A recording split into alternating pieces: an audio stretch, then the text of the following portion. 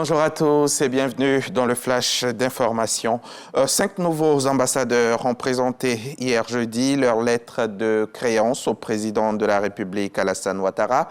C'était au palais de la présidence de la République au Plateau.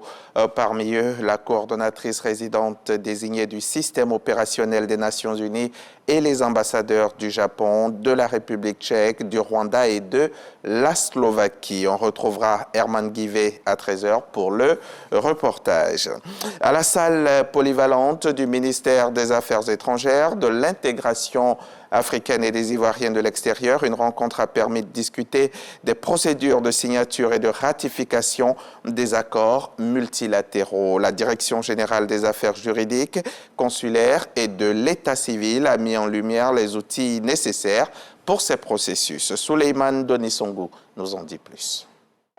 La pratique ivoirienne en matière de rédaction et de signature des traités ou accords au centre des réflexions entre experts en droit international et les acteurs des institutions de la République. Face à la méconnaissance des règles et procédures qui régissent le domaine des accords multilatéraux, des conséquences notamment la perte d'opportunités de financement et d'éligibilité à des postes de responsabilité au plan international peuvent mettre en mal la place de la Côte d'Ivoire sur la scène diplomatique. C'est ce qui justifie la tenue de la présente session. Ce séminaire a donc pour objectif de renforcer les capacités de tous les acteurs institutionnels nationaux concernés par la procédure de signature et de ratification des traités, de sorte à leur donner une meilleure compréhension et à rendre efficient l'engagement de l'État à travers ces instruments juridiques. La tenue de cette rencontre, qui contribue indéniablement au repositionnement de la Côte d'Ivoire sur la scène internationale, ne pourra notamment être atteint que par une coopération internationale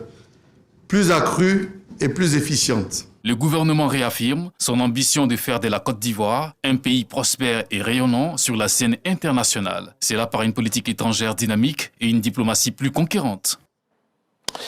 Mercredi dernier, la salle polyvalente du Trésor, située au Plateau, a accueilli un afterwork professionnel dédié au métier de l'aviation. Organisé par le Centre international des métiers de l'aviation et du tourisme, cet événement a permis aux participants de découvrir les carrières d'hôtesse de l'air, de steward et pilote de ligne, ainsi que l'importance de la formation dans ces métiers. Le reportage d'Astou Touré, commenté par Malika Koulibaly, vous sera proposé dans le 13h.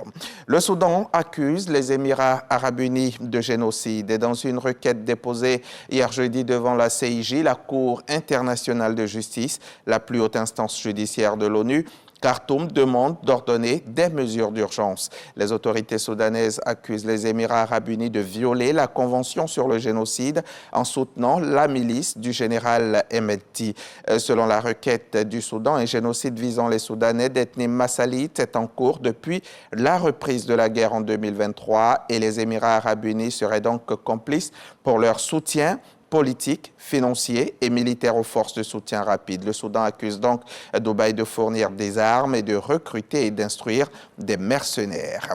La tension commerciale entre les États-Unis et ses voisins a baissé d'un cran hier jeudi. Donald Trump a annoncé qu'il mettait en pause jusqu'au 2 avril les droits de douane de 25% imposés au Mexique et au Canada, respectant ainsi le cahier des charges de l'accord de libre-échange Canada-États-Unis-Mexique.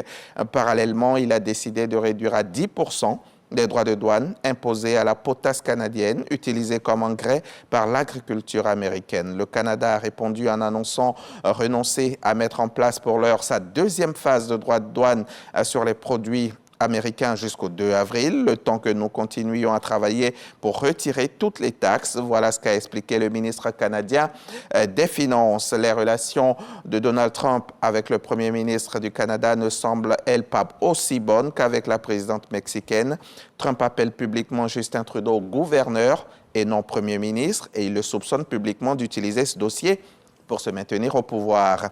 Nous sommes vendredi et il y aura du sport à 13h sur RTI 1. Jean-Sylvain Esso sera sur notre plateau pour vous livrer toute l'actualité sportive de la semaine. Ce sera dans le JT des sports. À tout à l'heure sur la chaîne qui rassemble.